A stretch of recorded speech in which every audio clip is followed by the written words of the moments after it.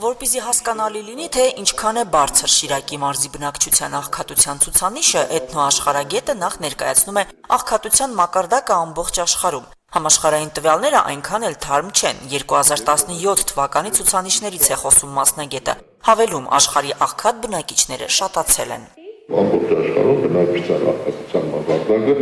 92% է, հիմա ավելի բարձր, որտեղ քան գնում բնակչության մակարդակը ավելի աղում պարադոքսն է, որ տեխնոլոգիայի զարգացման այս պայմաններում առաջի հայացքից թվում է, թե աղքատության հաղթահարվել կան զարգացման հայեցակարգի անվան տակ, բայց իրականում ավելի է աշխարհը դառնում ոչ ապահով շարունակել դուք արդեն գիտեք։ Այսինքն ամբողջ աշխարհում 679 միլիոն մարդ աղքատ է ապրում 2011 թվականի տվյալներով։ Այդ նույն ցուցանիշը Հայաստանի Հանրապետությունում միջինը կազմել է 25.7%, իսկ Շիրակի մարզում 44.3%։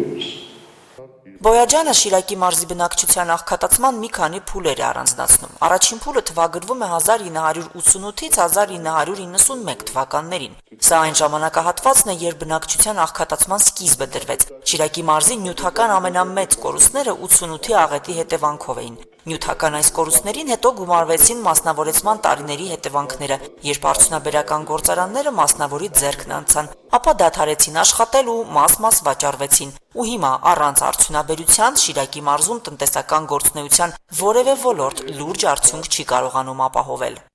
Իսկ երկրի տնտեսության զարգացման հիմքը սպասարկման ոլորտը չէ, զբոսաշրջությունը չէ,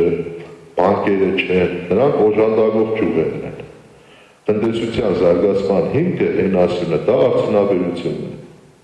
որտեղ նյութական ապրանք է, իրական տնտեսությունը արտահայտվում է նյութական արտադրությամբ։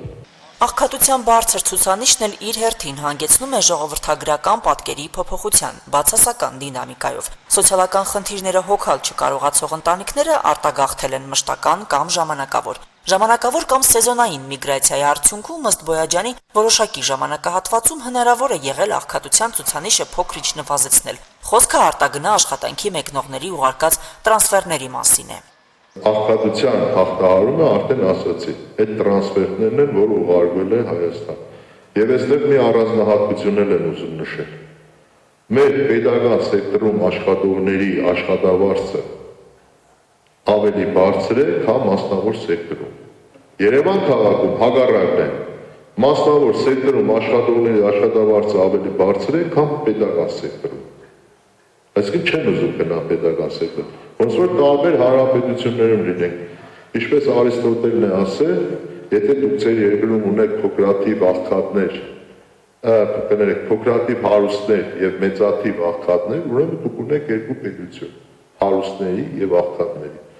Իսկ եթե ընտանիքը սոցիալապես ապահովված չէ, ուրեմն եւ դեմոգրաֆիական պատկերը դրական տեղաշարժ չի արձանագրի։ Ծնելիության մակարդակը ըստ Արտաշես Բոյաջյանի փոքրինչ այլ է գյուղական բնակավայրերում։ Այստեղ էլ պարզվում է շատ երեխաներ ունենալը սոցիալական աջակցություն ստանալով է պայմանավորված։ Երրորդ երեխա ունեցողների թիվը շատացել է։ Ինձ համար տարօրինակ է, թե ինչի երրորդ երեխան են ունենում, էլի։ Հարցրեցի, վերջում պարզվեց, որ այդ երրորդ երեխա ունենալու հիմնական դրդապատճառներից մեկը եղել է այդ 1 միլիոն դրամ վճարելը միանավակ, որը առելու մեկից վարկ էր մարել։ Աղքատություն առաջացնող պատճառների վերլուծությունը մասնագետին հանգեցրել է մեկ եզրակացության։ Այն է, Շիրակի մարզում աղքատության ցուցանիշը նվազեցնելու միակ ու ամենակարճ ճանապարհը արդյունաբերության զարգացումն է, թեև մեծ գործարաններ ունենալու հեռանկարներ չկան։ Էթնոաշխարհագետը նշում է, իրավիճակը կարող են փոխել ներդրումները, որոնք տեղական, թեկուզ փոքր ծավալով արտադրության կազմակերպում կապահովեն։ Լուսինե Հայրապետյան, Արարատ Ծատուրյան, Հորիզոն։